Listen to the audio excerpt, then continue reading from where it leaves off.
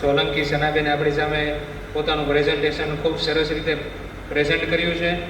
હવે હું વિનંતી કરીશ મલેક ઝૈનબબેનને કે પોતાનું પ્રવચન જે છે, પોતાનું પ્રેઝન્ટેશન આપણી સમક્ષ રજૂ કરે. મલેક ઝૈનબ આઈ.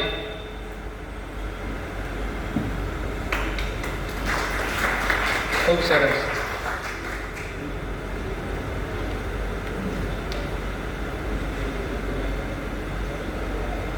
बिस्मिल्लाहिर्रहमानिर्रहीम। परों को कौन जरा जमाना उड़ान देखता है, जमीन पर बैठे के आसमान देखता है। જેમ કે હમણાં સરે કીધું, મારું નામ મલેક ઝૈનબ છે. હું ધોરણ 7માં અભ્યાસ કરું છું. હું માનવ સેવા ચેરિટેબલ ટ્રસ્ટ બાઇસ ફ્યુચરનો શુક્રિયા અદા કરું છું કે તેમણે મને સ્ટેજ પર બોલવાનો મોકો આપ્યો. મારો આજનો ટોપિક છે શિક્ષણનું મહત્વ અને તેની જરૂરિયાત અને સમાજના વિકાસના ઉપાયો. किताबें खुद चुप रहती है, किताबें खुद चुप रहती है, लेकिन जिसने पढ़ लिया उसको लाइफ में बोलना और लड़ना सिखा देती है.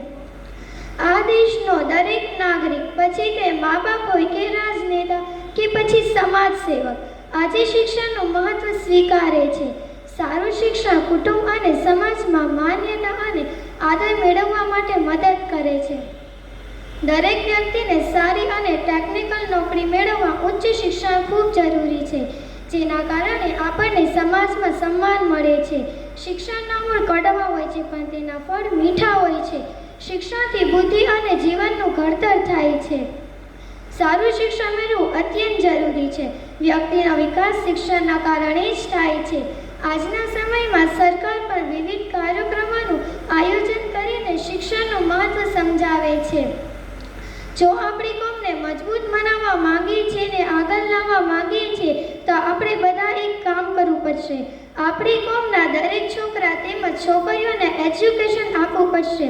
જ્યારે તે કોમની અંદર એજ્યુકેશન આવી જશે ત્યારે તે કોમના દરેક મસલા હલ થઈ જશે અને ત્યારે તે કોમની જહાલત ખતમ થઈ જશે.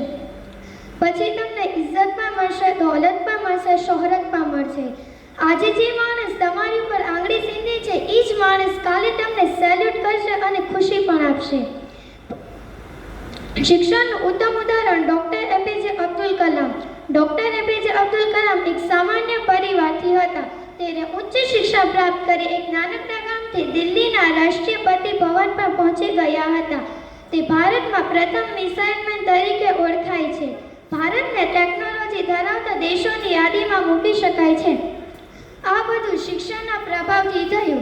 શિક્ષણનું બીજું ઉદાહરણ ડૉક્ટર બાબા આંબેડકર. ડૉક્ટર બાબા આંબેડકર એક સામાન્ય પરિવારથી હતા. તે એક દલિતના ઘરે પેદા થયા હતા. સમાજના ઘણા ભેદભાવો સહન કર્યા હતા. તેણે પીએચડી થયા હતા અને ઉચ્ચ શિક્ષણ પ્રાપ્ત કર્યું હતું. પોતાના પરિવારનું, સમાજનું, રાષ્ટ્રીયનું કલ્યાણ કરી શક્યા હતા.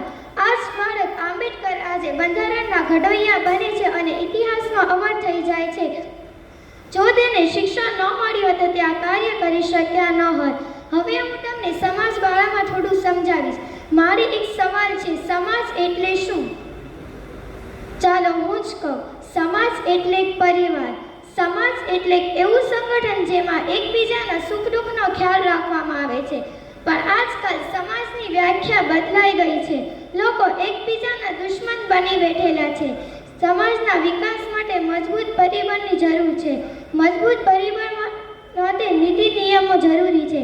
આ નિયમો આપણે યાદ રાખવાની જરૂર છે. એમાં પહેલું છે, સમાજ માટે લડો. લડી ન શકો તો લખો, લખી ન શકો તો બોલો, બોલી ન શકો તો સાથ આપો.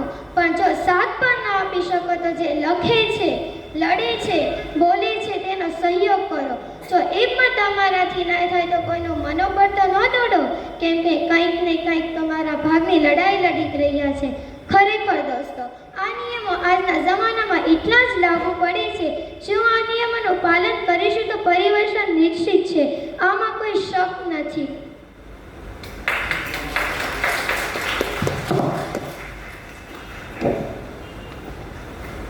ખૂબ સરસ, ખૂબ સરસ. હવે હું વિનંતી કરીશ બિલખિયા હર્ષિલ એફ